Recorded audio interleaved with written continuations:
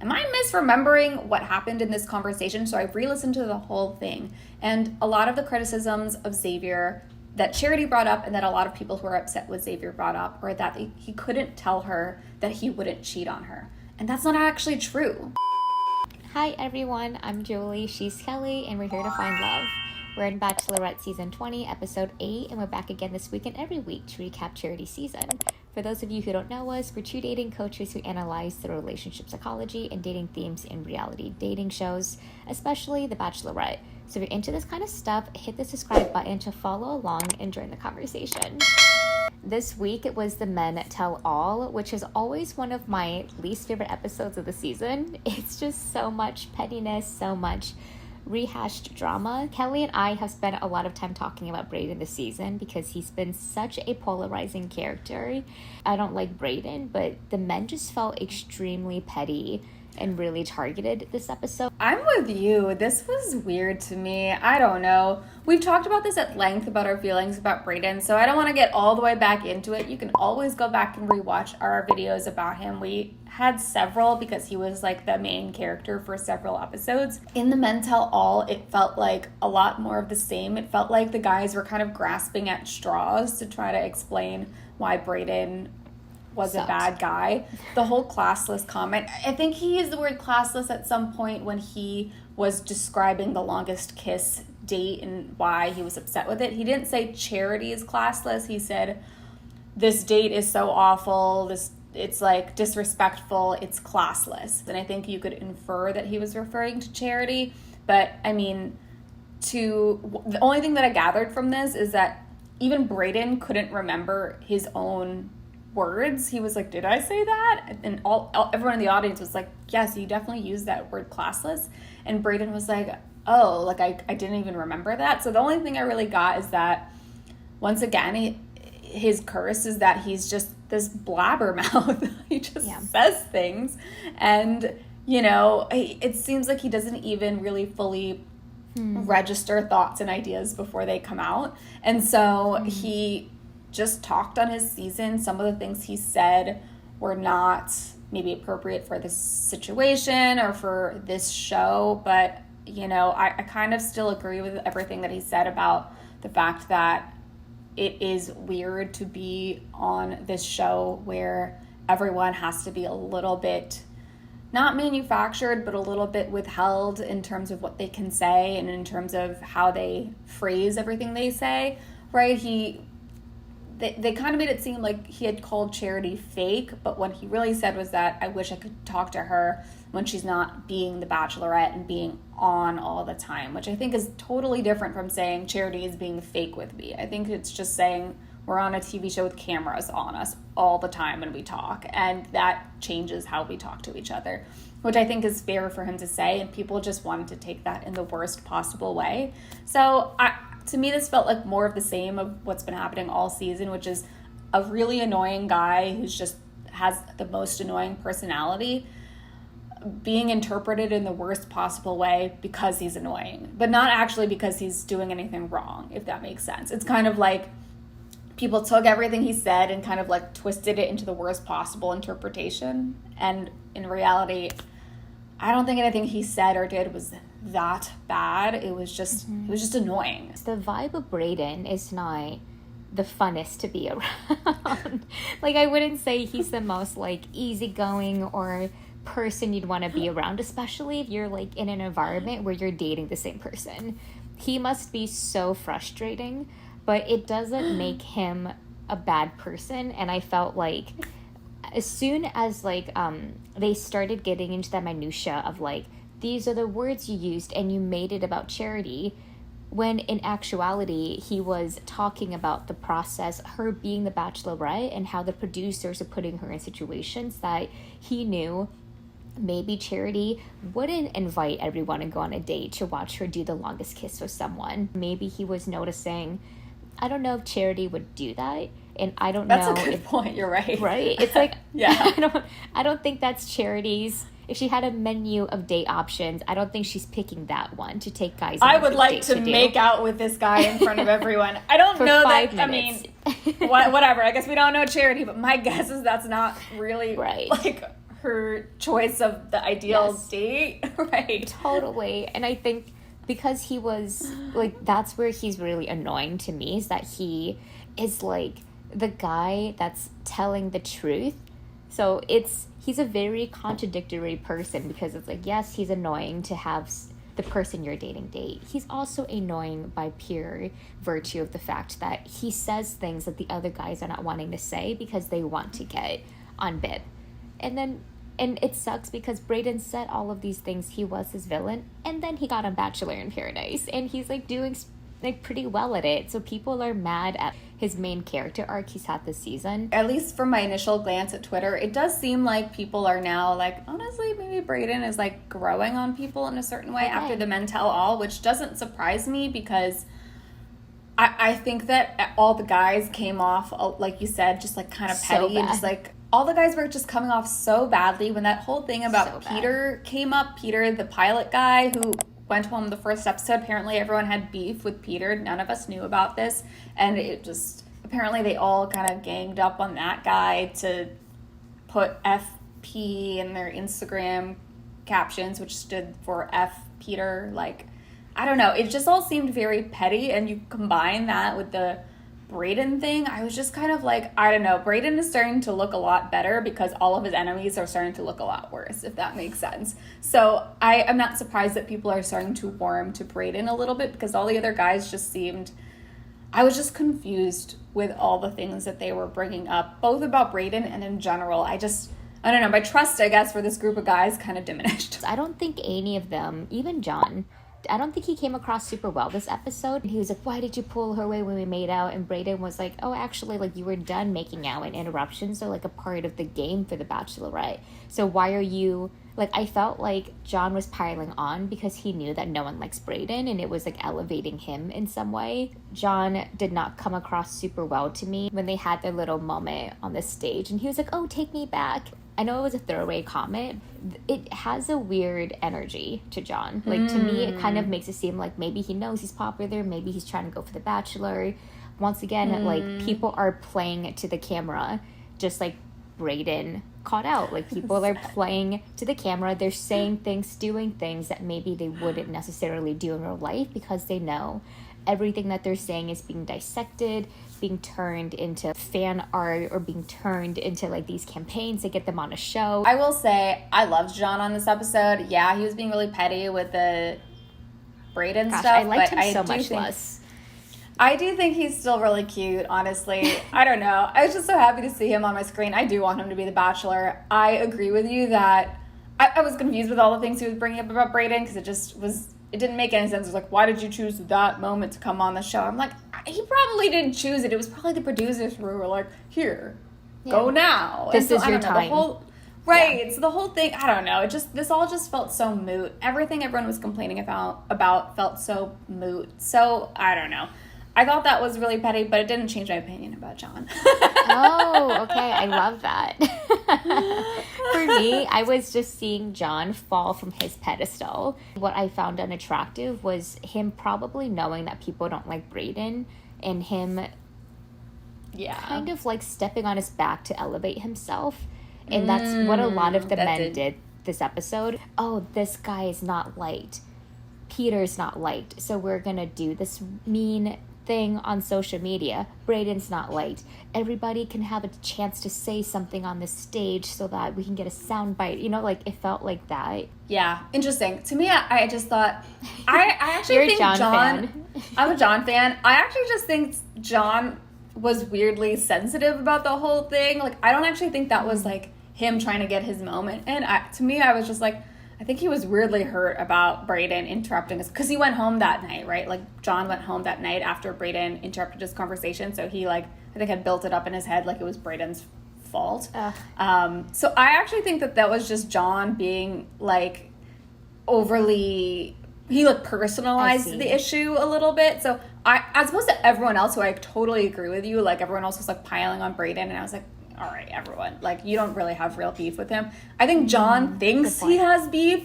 he thinks he has beef with Brayden, which I think his point didn't make any sense, but I think in his head he's like, I'm the one who should actually be upset with Brayden because he took away my time. I'm like, John, you're gonna need to move past that when you're the Bachelor. John, you need to work on this before you get on the show and date 25 women.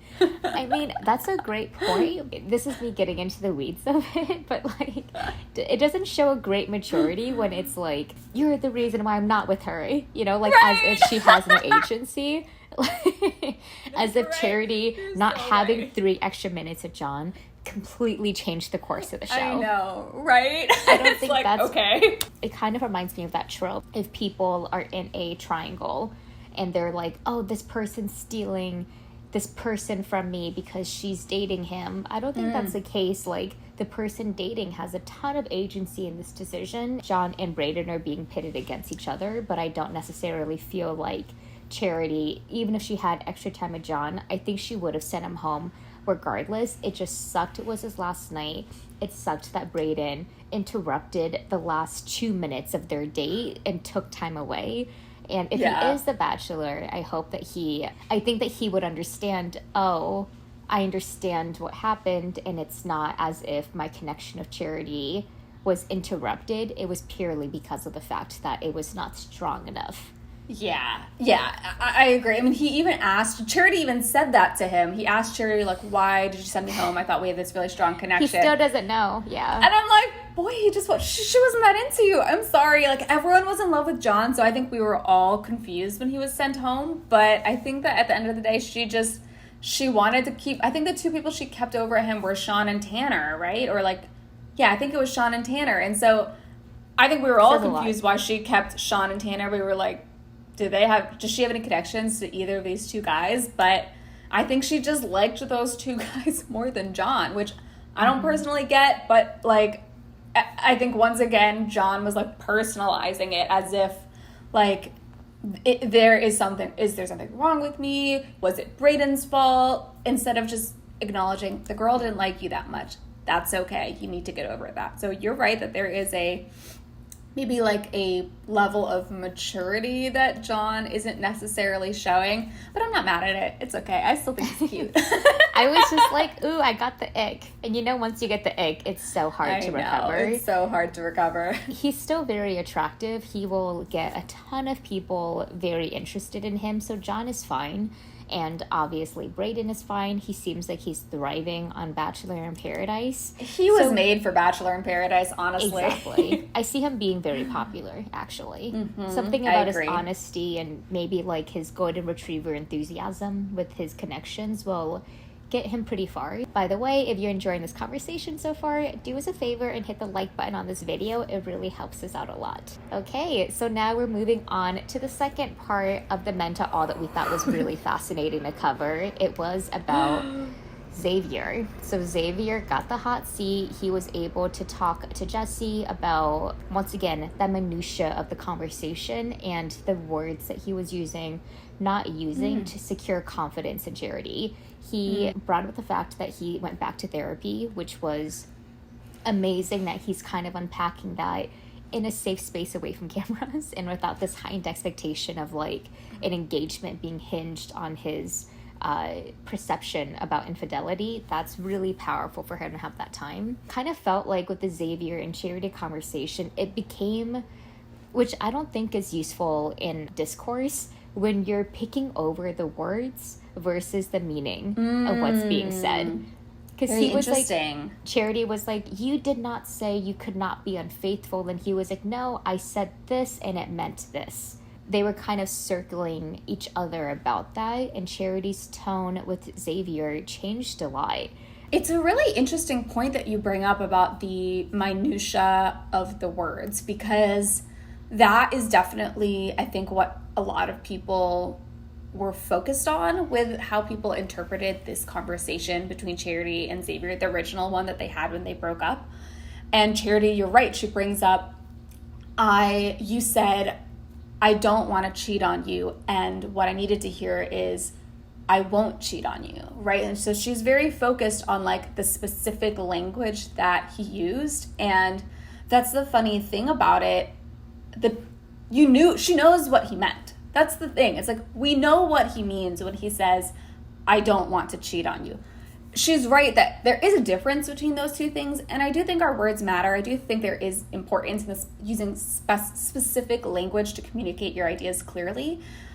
And also, Xavier clearly is not a good communicator. I think that's one thing that I took away from not just this episode, but his whole arc. I feel like he is someone, like, Charity's the most articulate person. She really can communicate her ideas so clearly, pinpoint accuracy of what she feels is communicated out loud. Versus with Xavier, I think that he kind of, it's not like he's bad at communication in the sense of like relationships require communication. Actually, I think what he struggles with is literally just talking. I think he struggles to just get an idea from here and say it out loud in a way that makes sense and is registering properly and accurately representing what he thinks. And so I do think that he even said this. He was like, I kept putting my foot in my mouth. And yeah, he really did in that conversation from their breakup. It felt like, just whacked this plant. From that, he just kind of kept saying something that was slightly wrong. But to your point, you could grab onto like the specific words that he used and be like, I see. What he's saying is that he could really cheat again, and that's what he is intending to do, is to cheat on his next partner. Or you could hear what he was trying to say, which is like, I don't want to cheat on my partner. I'm not going to do that. He said that over and over in that conversation. And yet everyone heard from that conversation, oh, like he would definitely cheat again, despite the fact that he didn't actually ever say those words. And so you're right. It feels like people, including Charity, really hung on to the specific language that he used. And admittedly, I think this, and he thinks this too, he used the wrong words. He didn't say anything the right way. And that's different from him having bad intentions in his heart. And so there was a communication issue, but not communication in the sense of like there was a communication issue in the sense of like literally how to get thoughts from here out in a way that actually makes sense to the person in front of you. And I think what he said kind of confused everyone and confused Charity, and it didn't seem like it was actually representative of how he felt, or it wasn't properly representative of how he felt, because he even says this, he's like, I wish I could have made it clear that I wish my words were representative of the man that I want to be. He says that. So it's like, I think this was a communication challenge more than maybe anything else. That's a really good point that you bring up. Even their differences in communication style, because I do think they are quite similar, but because Charity is so precise and considered, and Xavier embraces ambiguity. In that conversation that he had at Charity previously, him admitting the difficulty was him showing, like, trying to demonstrate the growth that he had as a person in terms of, like, I was maybe that guy that promised fidelity no matter what, and now that I've done it and I understand, oh, it's kind of easy to slip up. And I understand, like, the pain it can cause someone. I am taking that with me in my future relationships, and I'm being really thoughtful about what I commit to, what I don't commit to, especially because I wasn't sure if the last person was the right partner for me, but I just really loved her and wanted to make it work. That was kind of his lane that he was wanting to convey to Charity, but I do think that Charity was right in saying, maybe you should have brought up that point to me sooner, because that could have been unpacked over several dates versus one date before fantasy suites after she met his parents. Things are already so loaded. Mm-hmm. But then it brings up another point of, like, the show is so accelerated. When do you have an opportunity to have that conversation? Because you know, if the person you're dating is sensitive to infidelity, that it's going to be such a showstopper in that way. The fun and the progression and the ease of the dates will kind of like stop, and then you have to like address this thing, and maybe that can roll you out. So I understand Xavier's perspective of like, I don't know when I can bring this up. I brought it up before you took me to fantasy suites, and I wanted to let you know before we were in a private room so that you could make the decision to like have further conversations with me. I genuinely believe that was his perspective, but Charity did take it a lot different. She's probably still pretty hurt from that experience because she was a lot less gracious to him this time around, I would say. In this conversation, she definitely seemed a lot more like, I think, closed off, as opposed to, of course, in the last conversation, they had been still dating at that time. So she was trying to give him a lot of grace, versus in this conversation, she really like stood her ground to what she felt about how the whole thing went down. Honestly, I actually found myself really liking Xavier in this conversation at the Men Tell All. I think Xavier is just a sweet guy who has done some really awful things in the past. He's someone who obviously struggles with commitment and is trying to work through that. And then most of all, I think he's someone who just really struggles to articulate himself well and to communicate his ideas clearly. To me, like I said, it felt like such a communication failure more than anything else. I do think, of course, Charity and Xavier are so incompatible, but honestly, like after last week's airing of that conversation about when he revealed the infidelity, that breakup conversation, it felt like the dialogue around Xavier online on social media and the descriptions of him have shifted toward becoming very critical and very suspicious, which, you know, rightfully so. The way he cheated on his girlfriend was egregious. Honestly, it was really bad. I think that after that conversation, I almost expected him to come to the Men Tell All and just kind of show like these really monstrous qualities or in a certain way. I don't know exactly how to explain it. Like people have been talking about him online in just such a specific way. They kind of painted him in a specific way, and I kind of expected him to come to the Men Tell All.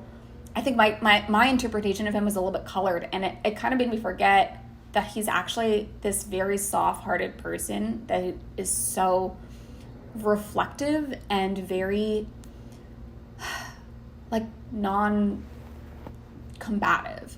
In the conversation, he really sat down. It almost caught me off guard, honestly, like how different he is from the image that's been painted of him since last week. Like, some people believe that Xavier never liked Charity all along, that he was lying to her this whole time so that she would keep him around. A lot of people think Xavier wanted to have sex with Charity and, you know, wanted to make sure that they were sexually compatible before deciding if he could commit to her. To me, a lot of those interpretations, they just felt really incompatible, honestly, with the Xavier we saw on that stage. He makes it clear that he's been thinking about Charity a lot since their breakup. He got emotional and teary-eyed talking about it. He basically says that he's still in love with her. Even on the stage, he's like, my feelings are still there. He specifically mentions that sex was not his goal in the situation. So he's seen that criticism online, and he is like making it clear that that's not what his intention was in this scene. And he says that a lot of it had to do with his wording and how bad his wording was, how poorly he worded his thoughts in that conversation. He said, I stuck my foot in my mouth, and his message was getting lost. And that was kind of my hunch about it last week too. So, and I know this is just my reading of his behavior on the Men Tell All. It was a short segment. We only have so much to work off of, and I know a lot of people are just so off of him that they probably are just not going to buy anything he says, which I get. I just think that maybe our outrage over his cheating in his past, which was awful, has maybe colored the way we've been interpreting everything he has said since that revelation. And I understand, like, I think that type of history should turn on your radar, should make you cautious, should make you withhold trust until more information is gathered about that person. So I do think it makes sense that everyone was very skeptical after we found that out about him. And last week here at Here to Find Love, you and I, we spent a long time talking about, you know, what does it look like? What does a person need to do after cheating to grow and to, you know, make sure that they're able to not repeat the same behavior? So we talked about that at length last week.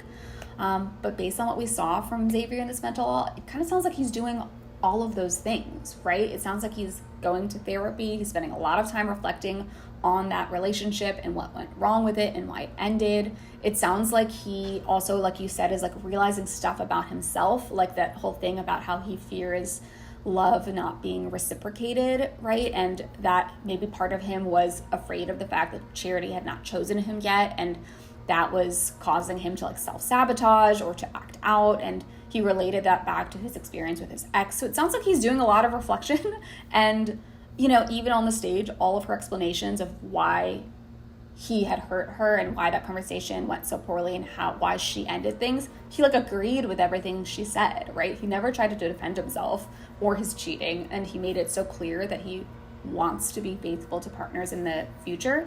And yeah, I don't know, it's all good signs to me. I guess to me this was all a sign of Xavier's character, and they were all positive things. It to me looked like accountability and growth, honestly. So I think that if we can kind of step away for a second from the fact that, yes, he did this really awful thing in the past and look at all of his behavior since then, I think there is something else going on here. And I don't think he is the heinous person maybe that we've all been describing him as.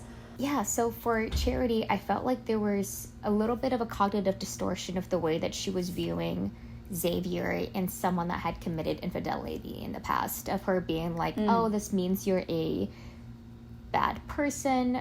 Like, I don't know if that was necessarily the messaging that she was giving, but I did notice that she was a lot more intense with Xavier, and I understand where she's coming from. I just don't think it's totally warranted based on all of the growth that you mentioned he had gone through this episode.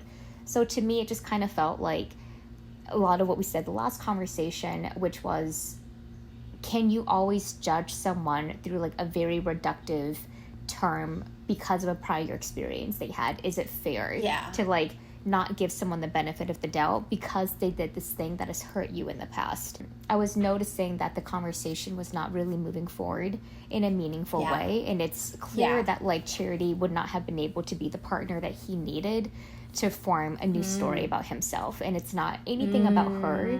She's just been so hurt by her ex. I just don't think that she has any energy to kind of like help someone through something that has affected her so deeply. So she was a little bit like, I am done with this conversation and I like wish you well. I just don't want to be a part of it. And I get it. Like she just doesn't want to deal with it anymore. I just wish that maybe the conversation or the closure with Xavier wouldn't have involved, to your point, like painting him so poorly. You're right, like she has posted online and done other interviews that seem to suggest that she's still pretty upset with him and thinks pretty poorly of him. And I didn't know that.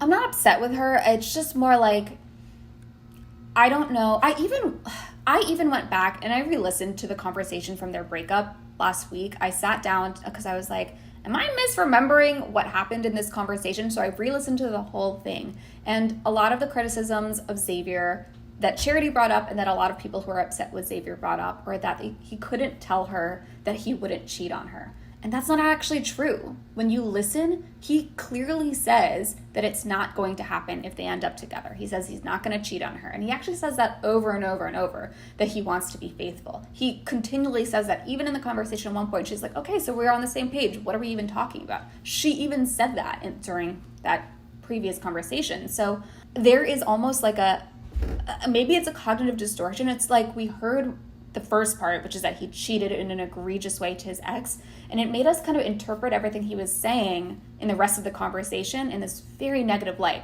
We did it. I think Charity did it. I think the viewers did. I think everyone kind of like looked at that conversation and heard all the worst things about it.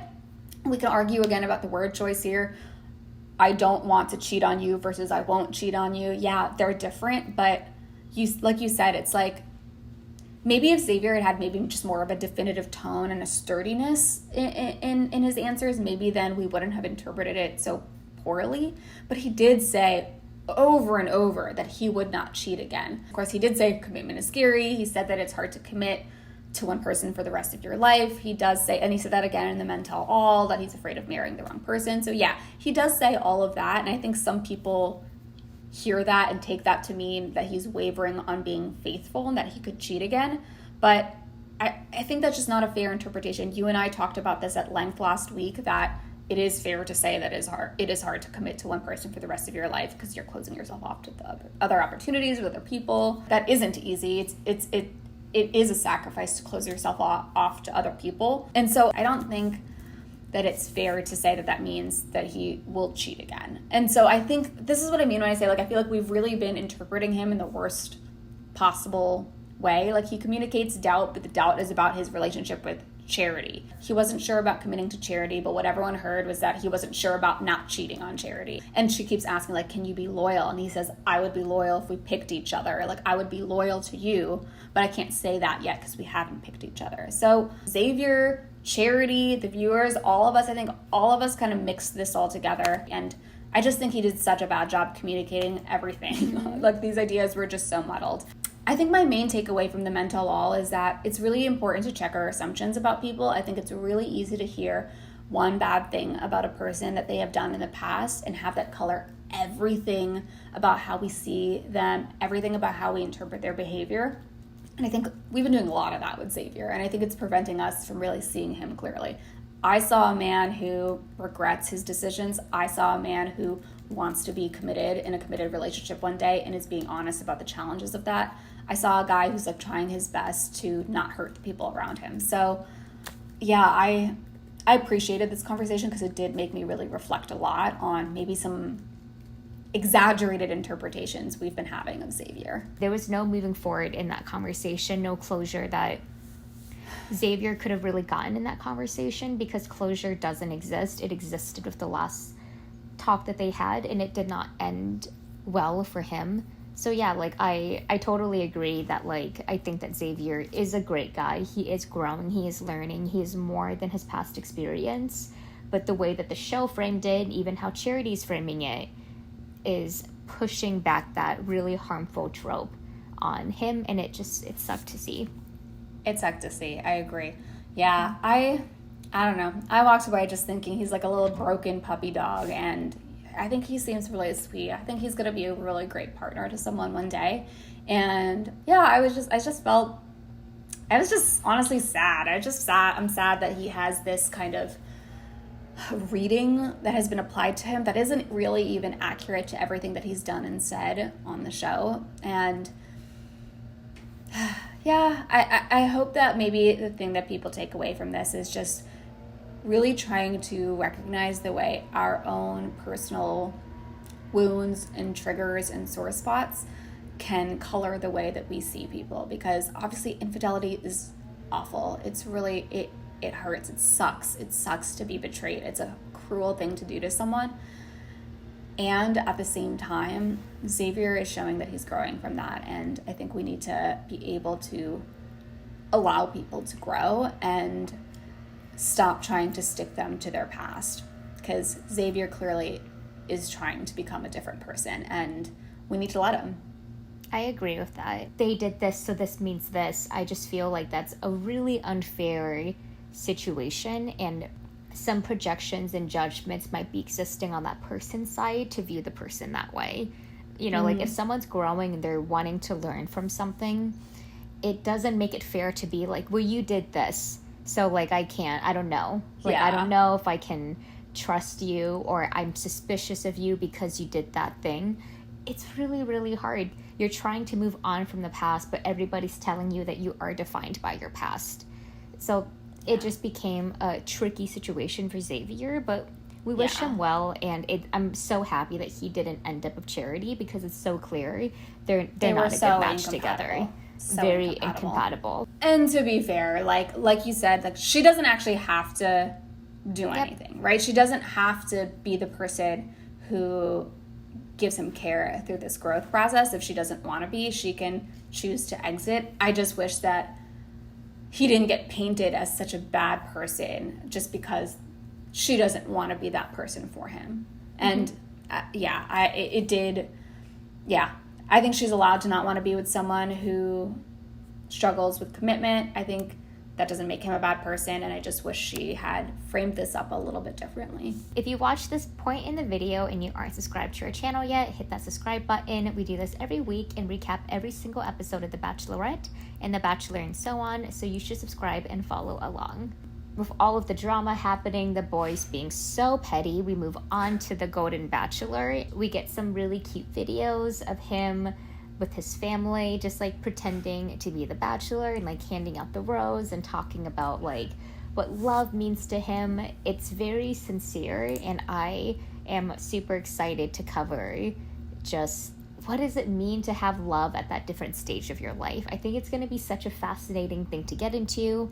I'm curious about the conversations they're going to have. I'm curious about the dates that the producers will set them up on. I don't see them doing bungee jumping. I do think he's definitely the perfect guy for the role because he has such a heart-wrenching backstory. His story of being married to his high school sweetheart for 40 years and then her passing away shortly after their retirement, and him looking for someone to spend his golden years with, the last, decade or two of his life. And he brings up this really interesting topic of what you look for when you are in your 70s and how different it is from what you look for when you are in your teens, 20s, 30s. It is different. Of course, it's such a different thing to be dating when you're 70. It's not like you're looking for a life partner in the same way. It's not like you're looking for someone to start a family with and to be able to traverse all of these like highs and lows of life. Gerry already had a life partner. Gerry already had someone who did the highs and lows of life with him. And so now he is just looking for someone to spend these last years with and kind of enjoy his time with. And that is really different in terms of the type of person that you look for, the type of relationship that you're looking to foster. It's a lot less about trying to find someone who has the same like long-term goals and the same, vision of what a family would look like and so on and so forth. It's a lot more focused on, in the present tense, like, are we going to love every day together? Are we going to want to do all the same things and be able to enjoy sharing this limited time we have left on this planet?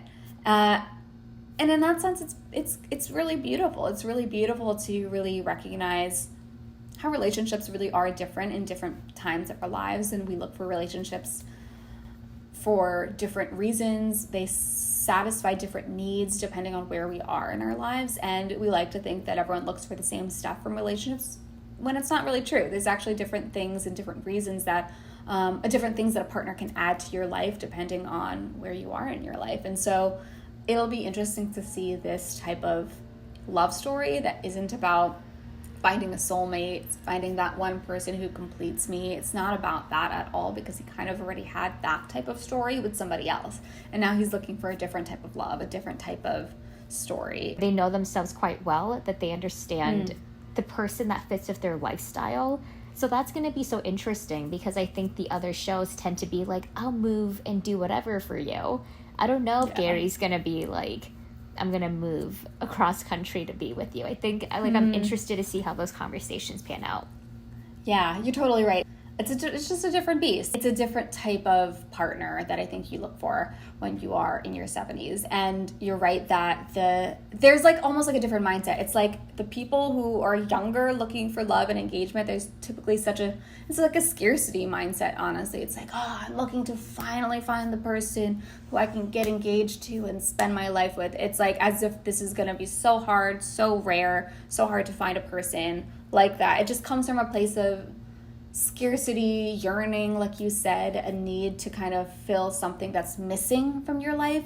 Versus for Gerry, it's like he has this full life. He had this beautiful love story with his wife who passed away. He has this beautiful family. He is coming from a place of abundance. He's like, I have so much going on. I just want to have someone to share this with now. And that's the difference, right? It changes the stakes so much when you can approach relationships not from a place of scarcity, but from a place of abundance. And yeah, I think it's something, honestly, that all of us could really learn from. There's something about this type of way of looking for love that, even if we're not in our 70s, I think we could all really benefit from having a little bit of that attitude when we date, because it really helps us think less about, oh my gosh, like, why can't I find a husband? Why can't I find the right guy? Like, why am I the one person who's single? Why are my relationships always failing? Like, those are, again, they're such scarcity ways of thinking. They're very geared towards like the negative and what's missing, as opposed to the positive and what I can gain and what's going to add to my life. And that's just a great way to look at love. It really makes every potential partner that comes your way into an opportunity to add as opposed to an opportunity to fill in the thing that you've been desperately missing, you know? I love that. So many good points about him, and that's why I'm so happy to cover his season, because it's just going to be different from the typical Bachelor fanfare that we've been dealing with. So yeah, it's going to be very expansive to see the way that he finds love, and I have no doubts that he will find someone on this season. I think even the casting will be quite different. So let us know what stood out to you about the Men Tell All. What were your thoughts on the Brayden drama and what all the guys were arguing about? What are your thoughts about Xavier and Charity's final conversation with each other? And what are your thoughts on Gerry and what's going to come for the Golden Bachelor? Let us know down below. Let's keep the conversation going. We will see you next week for Charity's season finale, which, oh my gosh, I'm so excited about. Cannot wait to see how this story ends. We will definitely be here next week to cover it, and we'll see you then. Bye.